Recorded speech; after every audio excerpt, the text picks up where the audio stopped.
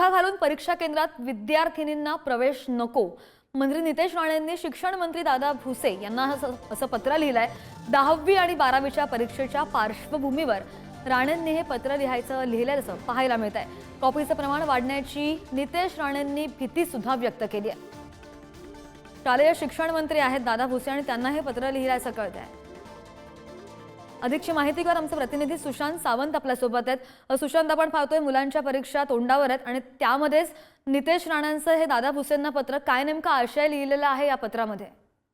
अगदी बरोबर आहे श्रद्धा, आपण जर बघितलं असेल तर 10वी आणि 12वीच्या परीक्षा आता होऊ घातलेल्या आहेत आणि या दरम्यान कॉपीचं प्रमाण जे आहे ते मोठ्या प्रमाणात वाढताना आपल्याला पाहायला मिळते आणि याचमुळे नितेश राणे यांनी शालेय शिक्षण मंत्री दादा भुसे यांना पत्र लिहिलं आणि ते म्हणाले की राज्यातील इयत्ता 10वी व इयत्ता 12वीच्या परीक्षार्थींना बुरखा घालून परीक्षा केंद्रात प्रवेश देऊ नये असं त्यांनी खरं तर आजच्या या पत्रात म्हटलंय। त्याचं मुख्य कारण म्हणजे 10वी आणि 12वीची ही परीक्षा महत्वाची असते आणि या दरम्यान कॉपीच्या अनेक घटना होतात, त्याचमुळे कुठेतरी या परीक्षार्थी ज्या आहेत त्यांना बुरखा घालून परीक्षा केंद्रात प्रवेश देण्यात येऊ नये असं त्यांनी पत्र लिहिलेलं आहे। श्रद्धा, नाही बरोबर। आणि आता या लिहिलेल्या पत्रावर दादा भुसे जे शालेय शिक्षण मंत्री आहेत त्यांची काय प्रतिक्रिया, ते काय निर्णय घेतात याकडे सुद्धा लक्ष असेल। सुशांत, धन्यवाद दिलेल्या माहितीसाठी।